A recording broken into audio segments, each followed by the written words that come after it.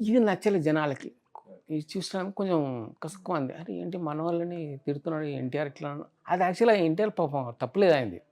ముందే అనుకున్నాం మేము ఇట్లా ఫన్నీగా చేద్దాం, ఆ ఫన్నీని కొంచెం బ్రేక్ చేస్తాం. మిమ్మల్ని తీసుకెళ్లే వాళ్ళకన్నా తెలుసా అది స్క్రిప్ట్ అని? ఎవరు తెలియదు ఎన్టీఆర్కి, మాకు, ఆ యూనిట్ వాళ్ళకి అంతే. మీకు ఆడియన్స్కి ఎవరు తెలియదు, వచ్చిన జర్నలిస్ట్ అందరికి ఆడియన్స్కి ఎవరికి తెలియదు. సో చూస్తున్న జనాలకి ఇదేందో ఇట్లా అన్నాడు ఎన్టీఆర్ ఇట్లా అన్నాడు ఏంటి అది పెద్ద గోడ, చాలా గోడ అయింది, అది చాలా గోడ అయింది. తర్వాత ఏమైందంటే నేను ఏదో ప్రెస్ మీట్లో ఉన్నాను, కిరణ్ గారు ఫోన్ చేశారు.